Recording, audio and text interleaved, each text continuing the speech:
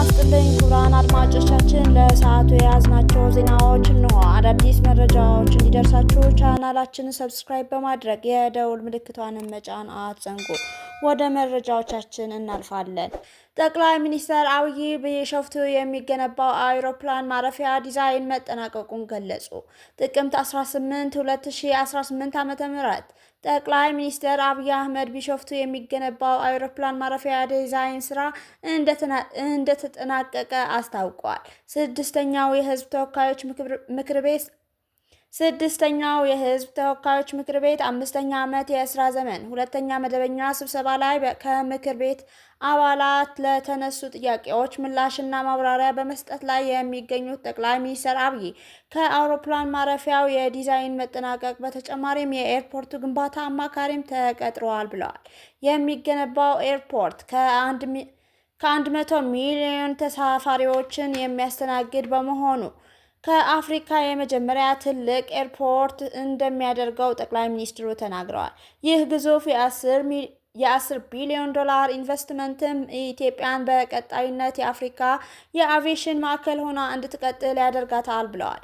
ኤርፖርቱ በሚገነባበት ቦታ ያሉ አርሶ አደሮች ኑሯቸው ሳይተጓጎል በተገቢው መልኩ መልሶ ለመቋቋም ሰፊ ስራ ተሰርተዋል ሲሉም አብራርተዋል። ከዚህ ቀደም አርሶ አደሮች መሬታቸውን ሲለቁ የሚስተናገዱበት መንገድ ስህተት ነበረበት ያሉት ጠቅላይ ሚኒስትሩ ይህን ለመቅረፍ ፕሮጀክቱ ሳይጀመር ሙሉ በሙሉ አርሶ አደሮች ደስተኛ ሆነው ኑሯቸው ተሻሽሎ ከወጡ በአካባቢው የምንገነባው አየር መንገድ ዘርፈ ብዙ ጠቀሜታ ያመጣል ብለዋል።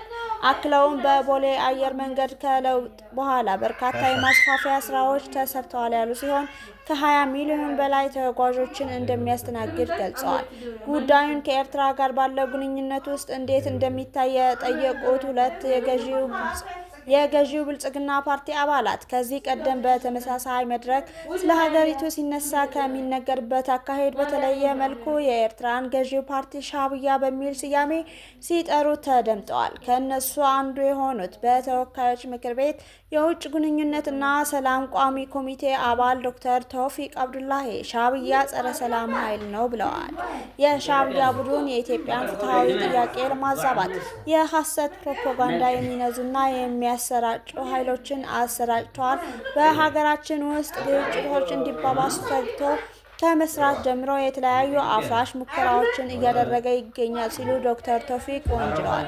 የፓርላማ አባሉ የሀገር ሉዓላዊነትን የሚጥስ ያሉትን የሻዕቢያ እኩይ ተግባርና የሽብር ድርጊት የዓለም አቀፍ ማህበረሰብ እንዲገነዘብ በመንግስት በኩል እየተሰሩ ያሉ ስራዎችን በተመለከተ ማብራሪያ ጠይቀዋል።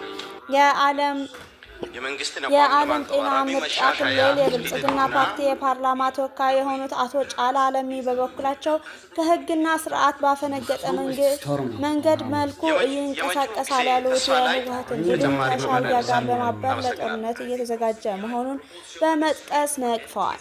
አንዳንድ መረጃዎች እንደሚጠቁሙት የህወሓቱ የአዛውንቶች ቡድን ከሻዕቢያ ኃይሎች ጋር ግንባር ፈጥረው ለጥፋት እየተንቀሳቀሱ መሆኑ ይሰማል። በመሆኑም ሉዓላዊነታችንን የሚዳፈር የሻዕቢያ እንቅስቃሴ ለመግታት እየተሰሩ ያሉ ስራዎች በምን ደረጃ ላይ እንደሚገኝ ማብራሪያ ቢሰጡ ሲሉ ለጠቅላይ ሚኒስትሩ ጥያቄ አቅርበዋል።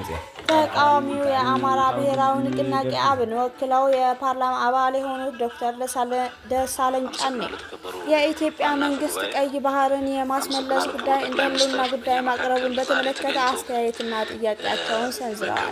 የኢትዮጵያ መንግስት ዋና ትኩረቱንና የፖለቲካ ጉልበቱን አጣዳፊ የውስጥ ቀውሶችን ከመፍታት ይልቅ በውጭ ጉዳይ ላይ እንዲያርፉ ማድረጉ የህዝብን ትኩረት ለመቀየር የተደረገ ጥረት ነው የሚል አስተያየት እንዲሰጥ አድርጓል ብለዋል። የፓርላማ አባል በሀገሪቱ ውስጥ ካለው የውስጥ ችግሮች ክብደት አኳያ መንግስት ይህንን ከፍተኛ የፖለቲካ አቅም ለውጫዊ ግብና ዓላማ ከማዋል ይልቅ ተመሳሳይ ጉልበትና ክብደትን የውስጥ የፖለቲካ ችግሮችን ለመፍታትና ከራሱ ዜጎች ጋር ዘላቂ ሰላም ለማምጣት ለምን አይጠቀምበትም ሲሉም ዶክተር ደሳለኝ ጠይቀዋል።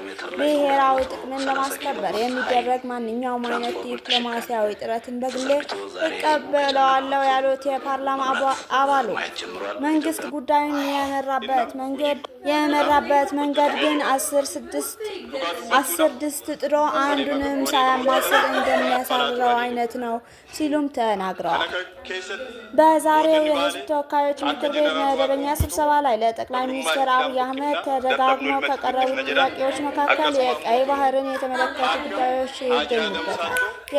የቀይ ባህር ጉዳይ ለጠቅላይ ሚኒስትሩ ጥያቄ የማቅረብ እድል ካገኙት 19 የፓርላማ አባላት መካከል በአራቱ ተነስተዋል ሲሉ ተችተዋል። ሳልሳይ ወያነ ትግራይ በዛሬው መላው የትግራይ የፖለቲካ ማህበረሰብ ተፈናቃዮች በሰላም የመመለስ ጉዳይና የትግራይ ክልል አንድነትን በተመለከተ ተገቢውን ትኩረት እንዲሰጥ ጥሪ አቅርበዋል። የሳልሳይ ወያነ ትግራይ ፓርቲ ባወጣ መግለጫ ተፈናቃዮችን በሰላምና በፈቃደኝነት ወደ ቤታቸው መመለስ በዓለም አቀፍ ስምምነቶች የተደነገገ የሰብአዊ መብት መሆኑን ተናግረዋል። ፓርቲው የተፈናቀሉት ሰዎች ወደ ትውልድ ሀገራቸው መመለስ እንዳለባቸውና የፌዴራል መንግስት የመጀመሪያ ተግባር ህገወጥ አስተዳደርን ማፍረስ መሆን እንዳለበት ተናግረዋል። የሳልሳይ ወያነ ትግራይ ፓርቲ ባወጣው መግለጫ ይህ በርካታ ወንጀሎችን የፈጸመው ወንጀለኛ አስተዳደር ስፍር ቁጥር የሌላቸው ንጹሃን የትግራይ ተወላጆችን ህይወት በአስከፊ መንገድ ከማውደሙም በላይ አሁንም በወረራ ላይ ባሉ ወገኖቻችን ላይ የሚፈጽማቸው ወንጀሎች የአደጋ ጎርፍ መሆናቸውን ተናግረዋል። መግለጫው እንደሚያሳየው ሳልሳይ ወያነ ትግራይ በዓለም አቀፍ የሰብአዊ መብት ድርጅቶች እንኳን ለፈጸሙት አስከፊ ወንጀል ተጠያቂ እንደሚሆኑ የሚጠበቁት የዚህ አስተዳደር ወንጀለኛ መሪዎች አሁንም በፌዴራል መንግስት በረከት እየተንቀሳቀሱ ይገኛሉ ብለዋል። የሳልሳይ ወያነ ትግራይ ፓርቲ ተፈናቃዮች ቤታቸውን በሰላም ለመመለስ በሚደረገው ጥረት ላይ የራሱ የሆነ አዎንታዊ ተጽዕኖ ይኖረዋል ብሎ ያምናል። አድማጮቻችን ለሰዓቱ ያዝናቸው አጫጭር ዜናዎች እነዚህ ናቸው። ሌሎች መረጃዎች ይዘን እስከምንመጣ በያላችሁበት ቸር ቆዩ።